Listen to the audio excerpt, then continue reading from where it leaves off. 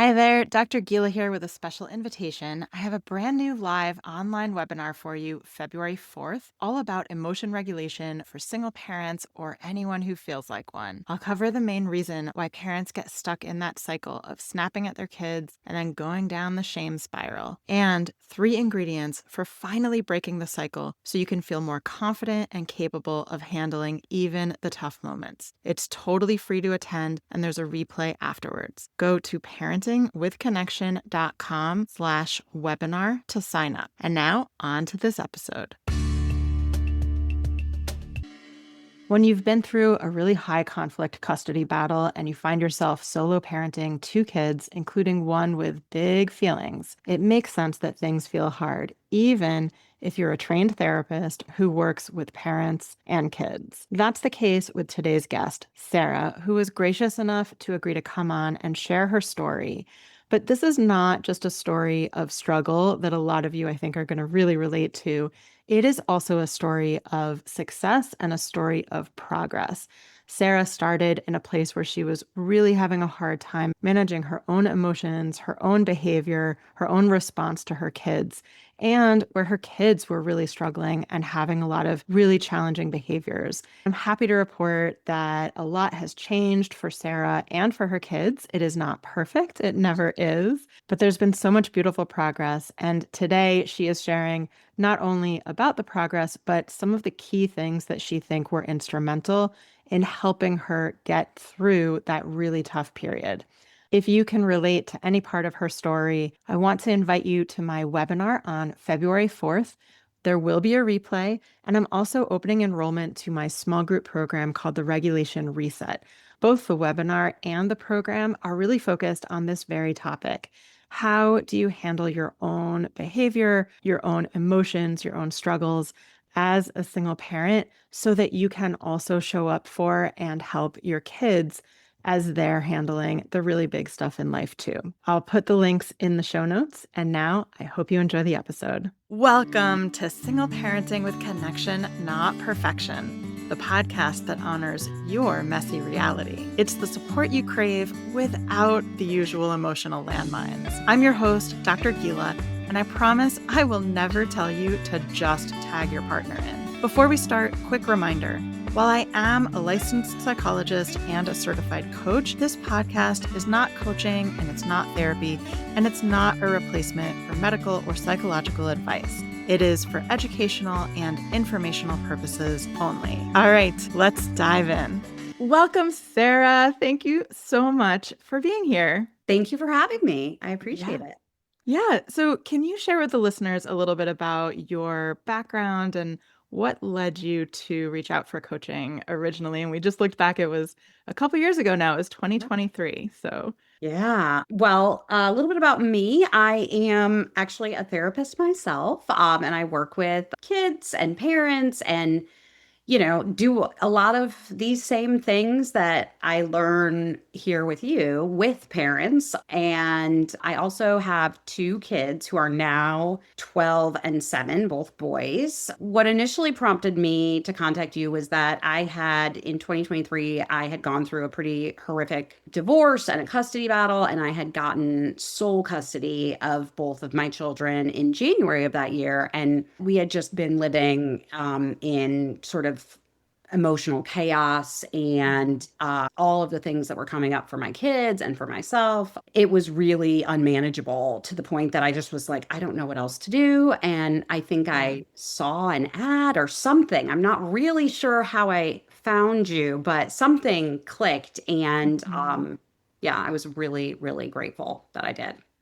yeah, actually, I think I remember how you found me, which was a parent coach directory. And I remember it stood out to you that I had Yeah, a special interest in supporting single parents because that was a absolutely. big part of your experience and what was going on.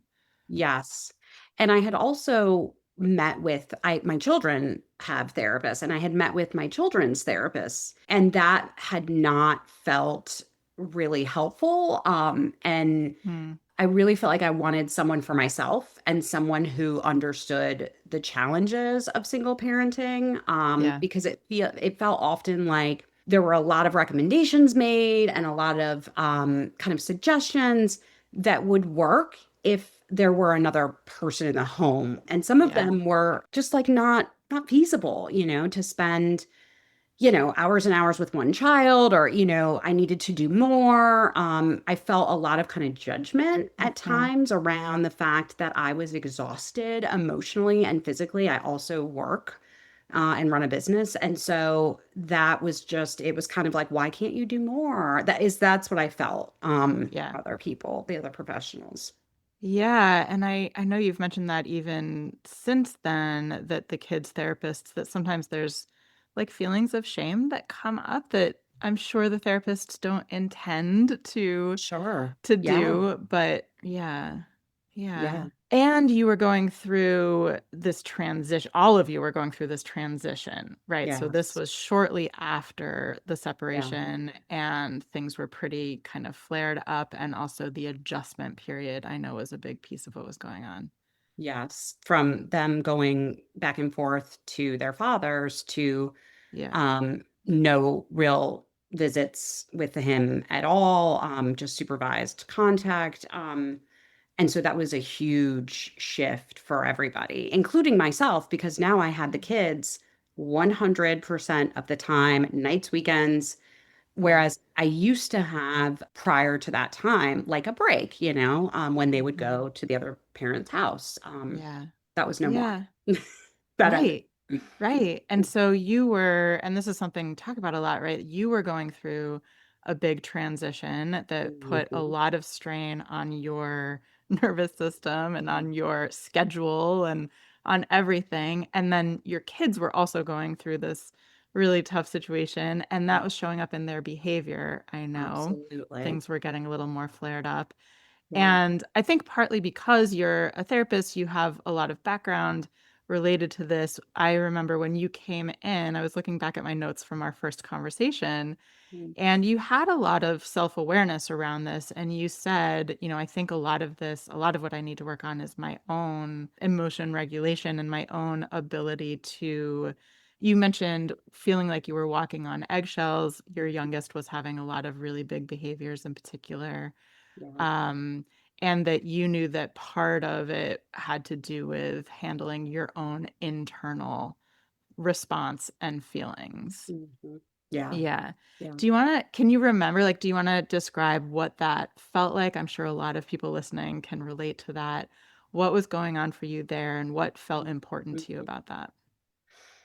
Um, I think that what I felt when I kind of look back on that time and when we revisit that, I felt like I was in a constant state of fight or flight, Hmm. kind of with everything in my life, but certainly that was really pronounced with my children. And I was sort of trying to keep everything together emotionally, physically, trying to keep the house running, trying to keep, working.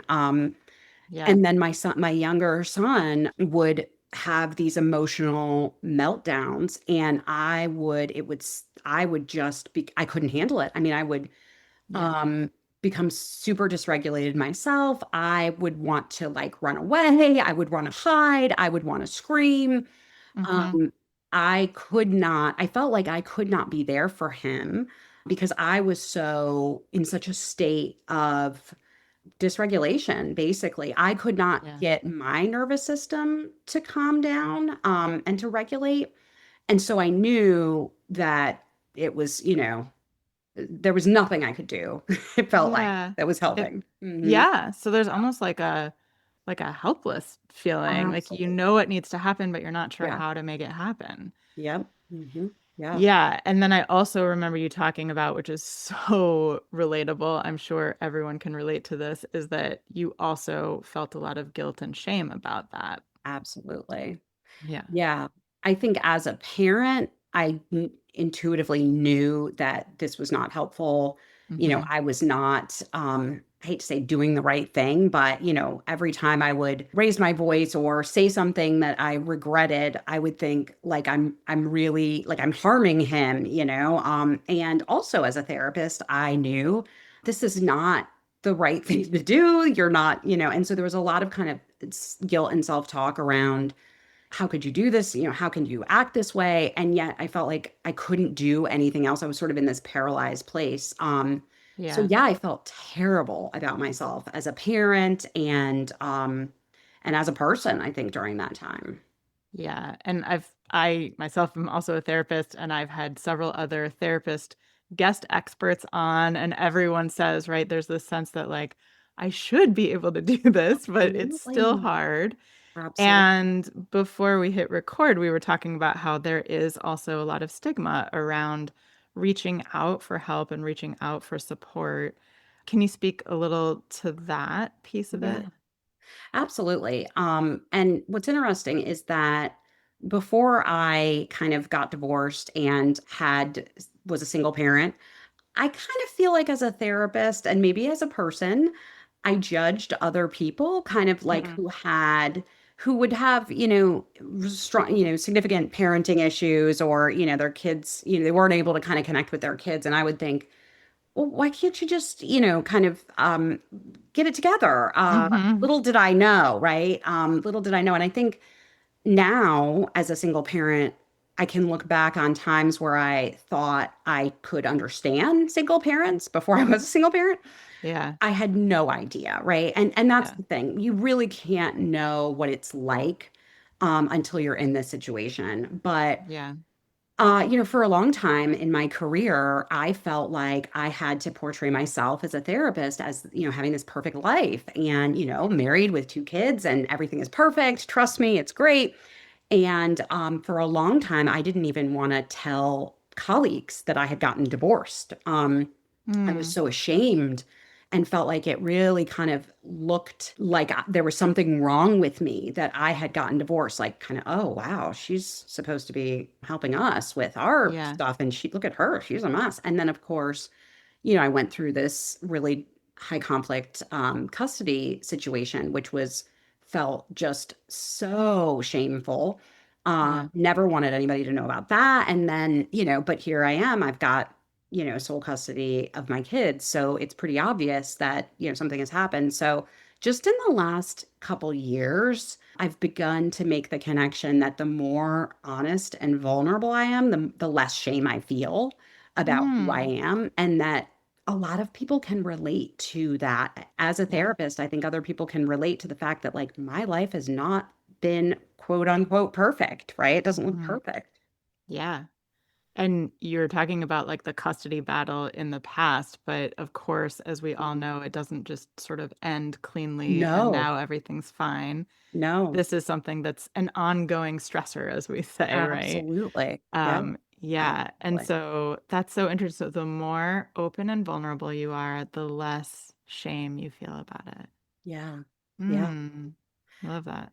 And the other thing I was thinking about is, again, prior to having this situation, I would look at people who had high conflict divorces and custody situations, and I would think, wow, what has happened to them? Couldn't they just put it aside for the kids? And, Yeah. I would never, and having gone through this nightmare, I mean, it's literally like your worst nightmare kind of Yeah. come to fruition.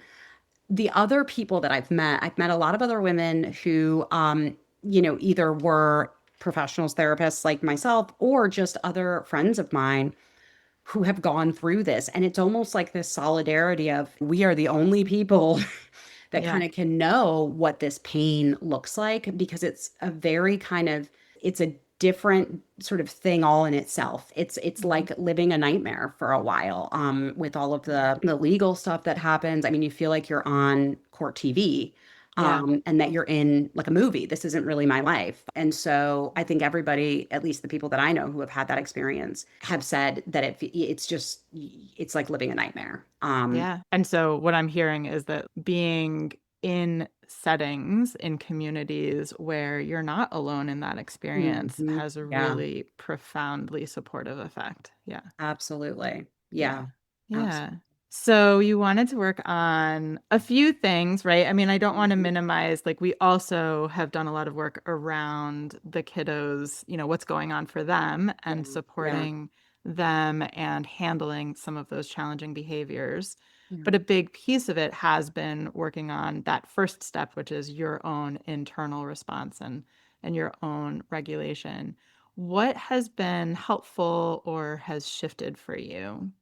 I think that one of the biggest shifts has been the reminder or the awareness that my child is not doing this to me, because that was kind of this real big story that I got into, and I can still get into it, this idea of like, how could he, he doesn't appreciate me, I'm not appreciated. Yeah. I'm just working my tail off, and they're so ungrateful, and he's having this terrible, difficult meltdown over nothing. Kind of all of these thoughts, right? Yep. I think I've been able to reframe to, wow, he's really having a hard time. Like he really must be struggling. And I've really been able to embrace that, and even to use that language with my child's older brother, right? Because Hmm. sometimes it can be really challenging when he does have these big feelings. And I think I used to sort of blame him and, kind of almost align with my older son. Like, yeah, I mean, he's so difficult. Like, we can't do anything, I think he's just really having a hard time. And, I can tell it's really hard for him. And so I've even had some talks with my older son, who is now, I think, better able to understand just that his brother has these big feelings, and that sometimes it's really hard for him to express those or to get his needs met in a Hmm. way. And he doesn't know how to express his needs, right?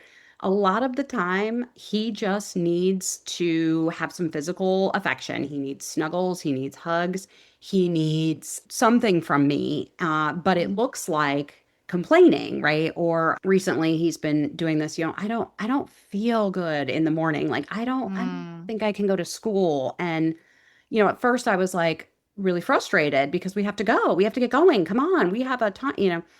And what I started doing is going, "Oh my gosh, I'm so sorry. Oh, what do you need? Like, let me take your temperature, and where does it hurt? And blah, blah." And we kind of go through that now in the mornings. And I'll say, "Oh gosh, I know. And sometimes my stomach hurts too." Da, da. And then he's ready to go. Hmm. We just keep going. But I do sometimes, I'll take his temperature, or I'll kind of feel his head, or just, Yeah. cuddle him a little bit. And that's exactly what he needed. Mm. But I just looked at it initially as, he's being difficult, Yeah. and he's slowing us down, and he always has a problem. And, Yeah. yeah, Yeah. That like mindset shift, it sounds like, has been really helpful, not just for you, but for your older kiddo also, which is beautiful. You're modeling for both of them, and you're teaching the older one this mindset from an early age, which is yeah, amazing. And you're also modeling for the younger one this mindset and this lens through hmm, which you see his behavior. Because yeah, these kids often get so much messaging about them being annoying, yes, defiant, all this mhm, stuff. And then they internalize that, and we see it yeah, show up in their self-esteem and their self-confidence. And then that, of course, shows up in their behavior. absolutely. Yeah, Yeah. And yeah, so the mindset shift has been huge. I love that. yeah. Anything else that's been helpful for you? A lot of things have been helpful for me. Mm. I think normalizing a lot of what has been going on with both my kids and myself, and Hmm. also like giving myself a break around a lot Mm. of this stuff. I think that oftentimes, well, not oftentimes, all the time, I feel like I have to do everything and more, and I should do it with a smile on my face. And I shouldn't struggle, and I Yeah. shouldn't complain, and I shouldn't feel tired, and I shouldn't snap at my kids. Hmm. And I think that's kind of the messaging that I would get from these other professionals, was kind of like, just do it. What's the problem? And I think Yeah. that even just the validation and the support around the idea that I can struggle. And of course, I'm struggling, and it is really hard. And I think another piece has been like, what can I do for myself? Right. Hmm. One of the things that's been extremely powerful for me has been getting childcare. I have childcare in place to help me work, to help me, go and spend time with friends and to get out. Hmm. I did not have that initially, and I had a huge sense of guilt around like letting my kids be with a babysitter. Mm. Um, I felt like that was just me, kind of taking a way out as a mom. And now it's my lifeline. I feel like asking for help and being willing to seek that out has been life changing as a single Yeah. parent. And asking for help in different ways, right? So Yes. I know some people listening might feel like childcare isn't financially Yeah. accessible Sure. to them right now. Thank For some kids, it works better than others, but for yours, Yes. it's been great. And it really, as you say, like I've seen it, it's really been a lifeline for you. But Yeah. it's not the only way that you have reached out for support, I Yes. guess is one thing that I was trying Absolutely. to say. Yeah. Yeah. And then I also know we've done a lot of work around really sort of zeroing in on what things support you, Yes. right? Yes. Uh-huh. In fact, I remember not this past holiday, Christmas season, but the season before when I was kind of looking down the barrel of having my kids to myself for 3 weeks, Yeah. 3 weeks during winter, over the holidays with no school or any activities. And I was kind of like, I don't know how I'm going to make it. And I think we had like a plan Hmm. of what I was going to do. And I know I exercised like almost every day during that time. I even encouraged them to exercise with me. I think we did activities like certain times a day. And then I think one of the things that was really helpful was that we kind of normalized the idea that I would need to just take breaks, right? Like I would need to go take a nap and let them watch TV. Yep. And that was okay, that I didn't have to be with them 24 hours a day doing crafts and, taking them to wonderful places. Like it was okay for me to just need a break or for us to just do nothing. Yeah. Um, and that was tremendous. Kind of being able to problem solve through those times was really helpful. But then I think in Yeah. general, how to take care of myself when I'm feeling overwhelmed. And that has been like a life changer, kind of even Hmm. the awareness that, oh, I need something. I am not okay today. I need rest. I need exercise. I need quiet. I need Yeah. by myself. That's a huge one, time by myself. Hmm. Yeah. Yeah. And I want to call out one word you just said, awareness, because Uh, people often don't even think about this as being a step, but it is like possibly the most important. It's like the linchpin step, right? Because yes. if you're not aware of what's happening for you and you're not Yeah. aware of when you need more support and what is helpful to you, then, Yeah. we can't even start, right? That's the first Absolutely. place. Yeah. Yeah. So getting Absolutely. to know yourself. And I'm also a big theme I'm hearing is letting go of the shoulds and the shouldn'ts. Yes, yes. Hmm. Yep. Kind of being okay with what is and what I can do and Hmm. not having an expectation that I should be able to do everything. Yeah. Yeah. Yeah. Yeah. Yeah.